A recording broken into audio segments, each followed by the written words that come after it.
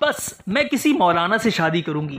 اس کی مت ماری گئی ہے، بے وقوف لڑکی، اسی لیے اسے MSc کرائی تھی کہ یہ اس قسم کی بات کرے گی۔ خیر النساء کا غصہ بھڑکا ہوا تھا۔ تعجب تو مجھے بھی ہو رہا ہے، دنیا کی تلخ حقیقتوں سے ناواقف یہ نادان لڑکی آخر کسی مولوی کے ساتھ دشواریوں کس طرح جھیل پائے گی۔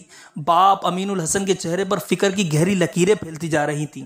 سنیے سونو کے ابو، میں تو سمجھا کر تھک چکی ہوں، الٹے مجھے سمجھانے لگ جاتی ہے، اللہ رسول کے کیا کیا حوالے پیش کرنے لگتی ہے۔ ایسے میں بھلا اس سے کیا کوئی معقول بات کی جا سکتی ہے؟ آپ ہی اسے سمجھائیے۔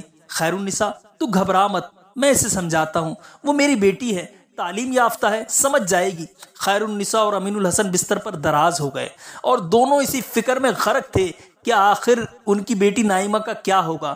رشتہ انجینئر لڑکے کا آیا تھا، وہ خلیج میں کسی بین الاقوامی کمپنی میں ملازمت کرتا تھا، اس کے پاس فیملی ویزا تھا، تنخواہ بہت اچھی تھی اور معروف خاندان سے تعلق رکھتا تھا۔ ایک ایک فرد کو رشتہ پسند تھا۔ امین الحسن تو اس رشتے سے زیادہ ہی خوش تھے۔ خیر النساء تیری بیٹی راج کرے گی، راج، لڑکے کے پاس فیملی ویزا ہے، ارے ادھر اس کا نکاح ہوا اور ادھر اڑ جائے گی تیری نائمہ۔ شہر میں 4 کمرے کا فلیٹ لے کر رہتا ہے، وہ کمپنی کی طرف سے بہترین گاڑی ملی ہوئی ہے، اس کے نیچے کتنے سو ملازم کام کرتے ہیں، خوش قسمت ہے تیری نائمہ۔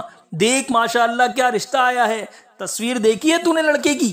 ارے پرنس لگتا ہے ماشاءاللہ، عرب شہزادے سے کم نہیں۔ خیر النساء بھی ہاں میں ہاں ملا رہی تھی، اس کی خوشیاں اس کی نگاہوں کی چمک سے نظر آ رہی تھیں۔ خوشی کا تو یہ عالم تھا کہ وہ ٹھیک سے الفاظ تک ادا نہیں کر پا رہی تھی۔ امین الحسن سے کہہ رہی تھی، بس جی اب اللہ کے لیے جلدی جلدی تیاری شروع کر دیجئے اور اللہ سے دعا کیجئے کہ رشتے کو کسی کی بری نظر نہ لگے۔ میں نے تو تصویر نائمہ کے کمرے میں رکھ دی ہے، کسی وقت دیکھ ہی لے گی وہ بھی، بہت خوش نصیب ہے ہماری گڑیا۔ دوسرے دن ماں نے اس سے اس تصویر کے بارے میں پوچھا تھا اور اس کے جواب سے حیرت ہی میں پڑ گئی تھی۔ نائمہ، امی مجھے لڑکے میں کوئی کمی نظر نہیں آتی سوائے اس کے کہ میں کسی عالم دین مولانا لڑکے سے شادی کرنا چاہتی ہوں۔ خیر النساء، یہ تو کیا بکواس کر رہی ہے، تیرے ابو اس رشتے سے کتنے خوش ہیں، تمہیں کچھ پتا ہے؟ مولانا سے شادی کرے گی، بے وقوف لڑکی۔ پہلے یہ تو جاننا چاہیے تھا کہ یہ لڑکا کیا کرتا ہے، انجینئر ہے، خلیج میں نوکری کرتا ہے، لاکھوں کا مہینہ کماتا ہے، کتنے سو ملازمین اس کے اندر کام کرتے ہیں، فیملی ویزا ہے اس کے پاس، 4 کمرے کا فلیٹ لے کر رہتا ہے، بہترین گاڑی ہے، اور نائمہ، امی یہ سب ٹھیک ہے لیکن اس کے چہرے سے دینداری تو نہیں جھلک رہی، مجھے دیندار لڑکا چاہیے۔ خیر النساء تیرا دماغ کھسک گیا ہے کیا؟ یہ کیا دینداری کی ریٹ لگا رکھی ہے؟ اس کو چھوڑ کے تو 4000 5000 کمانے والے کسی مولوی سے بننا چاہتی ہے؟ کیا کرے گا کوئی مولوی تیرے لیے؟ پاگل کہیں کی، کسی نے تمہیں الٹا سیدھا سمجھا دیا ہے۔ نائمہ، امی کسی نے کچھ نہیں سمجھایا، میں کسی مولانا سے اس لیے شادی کرنا چاہتی ہوں کہ وہ اپنا حق بھی جانتا ہے اور بیوی کا حق بھی، وہ حقوق مانگتا ہے تو حقوق ادا بھی کرتا ہے، وہ امانت دار ہوتا ہے، وہ بد نظر نہیں ہوتا، وہ محبت صرف مجھ سے ہی کرے گا اور روزی تو بہرحال لکھی ہوئی ہے، وہ تو جتنی ملنی ہوگی مل کر رہے گی۔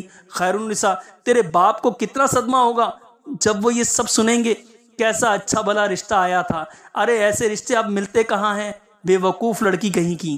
نائمہ، امی یہ اچھا رشتہ کتنے پیسوں میں طے ہوگا، لاکھوں کمانے والا کتنے لاکھ کی مانگ کرے گا، یہ بھی معلوم ہے نا۔ خیر النساء، یہ تیرا مسئلہ ہے یا تیرے والدین کا مسئلہ؟ شادی میں تو آج کے زمانے میں پیسے خرچ ہوتے ہی ہیں، اس میں ایسی کون سی نئی بات ہے، تو زیادہ دلیلیں مت مانگ، سمجھی؟ نائمہ، امی آج کے زمانے میں بھی اچھے مولانا بغیر کچھ لیے شادی کرتے ہیں، سنت کے مطابق شادی ہوتی ہے، میرے لیے آپ لوگ کوئی مولانا لڑکا تلاش کیجئے، سوچئے نا یہ دنیا کتنے دنوں کی ہے، آج نہ کل سب کو مر جانا ہے، میں کسی خدا ترس انسان کے ساتھ جینا چاہتی ہوں تاکہ میری آخرت تباہ نہ ہو جو ہمیشہ کی زندگی ہے۔ امین الحسن نے صبح ناشتے کے بعد جب نائمہ کو آواز دی تو نائمہ نے پہلے سے ہی اپنا ذہن بنا لیا کہ اسے کس طرح باپ کو قائل کرنا ہے۔ امین الحسن، بیٹا ہم لوگوں نے آپ کے لیے ایک رشتہ دیکھا ہے، ہم سب لوگوں کو لڑکا پسند ہے، آپ کی امی بتا رہی تھی کہ آپ۔ نائمہ، ابو مجھے کوئی اعتراض نہیں، لیکن اگر آپ میری خوشی چاہتے ہیں تو میرے لیے کوئی دیندار عالم دین لڑکا دیکھیے۔ میں جانتی ہوں کہ یہ سن کر آپ کو اچھا نہ لگے گا لیکن میں آپ سے پھر بھی یہی گزارش کروں گی۔ امین الحسن، لیکن بیٹا مولوی لوگوں میں بھی تو برے لوگ ہوتے ہیں، اگر کوئی ناہنجار مولوی مل گیا تو؟ نہ دنیا ملی اور نہ آخرت، خسارہ ہی خسارہ ہے۔ ہم آپ کا برا تو نہیں چاہ سکتے نا بیٹا۔ نائمہ: آپ صحیح کہہ رہے ہیں ابو، لیکن ہر جگہ شرع دیکھی جاتی ہے۔ ہو سکتا ہے کہ کچھ مولوی برے ہوں، لیکن زیادہ تر تو اچھے ہوتے ہیں، اور پھر کیا ضروری ہے کہ میری قسمت میں کوئی برا ہی ہو؟ آپ اللہ پر بھروسہ تو کیجئے، میری دنیا بنانے کے چکر میں میری آخرت تو کسی بے دین کے حوالے مت کیجئے۔ امین الحسن لاجواب ہو گئے تھے۔ انہیں اپنی بیٹی کی بات میں جان نظر آ رہی تھی۔ وہ کوئی کمسن اور گوار لڑکی بھی نہیں تھی، اعلیٰ تعلیم یافتہ تھی، 23 سال کی عمر کو پہنچ چکی تھی۔ وہ اپنی پسند اور ناپسند کا اظہار کر سکتی تھی، لیکن انہیں سماج اور خاندان کے لوگوں کا طعنہ ستا رہا تھا۔ وہ جانتے تھے کہ لوگ مذاق اڑائیں گے، باتیں بنائیں گے، اور انہیں سب کی باتیں سننی پڑیں گی۔ خیر النساء کو انہوں نے اب خود ہی قائل کرنا شروع کر دیا، اور اس تلاش و جستجو میں لگ گئے کہ کوئی اچھا عالم ملے تو اپنی بیٹی کی شادی کر دیں۔ اللہ کا کرنا دیکھیے کہ انہی دنوں شہر میں دینی جلسہ ہو رہا تھا۔ ایک نوجوان عالم دین قرآن و سنت کے دلائل کی روشنی میں دھواں دھار تقریر کر رہا تھا۔ امین الحسن کی آنکھوں میں امید کی روشنی جھلملانے لگی۔ 6 مہینے کے اندر شادی ہو گئی۔ مولانا ایک دینی ادارے میں تدریسی فریضہ انجام دے رہے تھے۔ وہی کوئی 10,000 کی تنخواہ تھی۔ شادی بڑے ہی سادہ انداز میں بغیر کسی سلامی کے ہوئی۔ نائمہ کو ایسا لگ رہا تھا جیسے اس کے پاؤں زمین پر ہو ہی نہیں۔ ویسے بھی مولانا شیروانی میں بہت حسین لگ رہے تھے، لیکن دوسری طرف خاندان کے لوگ مزے ضرور لے رہے تھے۔ چچا آزاد بھائی امین الحسن سے کہہ رہے تھے: چلیے امین صاحب، پیسے بچانے کے لیے آپ نے اچھا اقدام اٹھایا۔ دینداری کے پردے میں یہ حرکت آسانی سے چھپ جائے گی۔ گاؤں کے مکھیا کا طنز تھا: مبارک ہو امین بابو، نہیں بھی تو 25-30 لاکھ کی بچت ہو گئی۔ ویسے شادی کے بعد اسی پیسے سے مولانا کو کوئی بزنس کروا دیجیے گا۔ 2 مہینے بعد نائمہ سسرال سے اپنے مائکے آئی۔ وہ ایسے خوش تھی جیسے اسے زندگی کا سب سے بڑا خزانہ ہاتھ لگ گیا ہو۔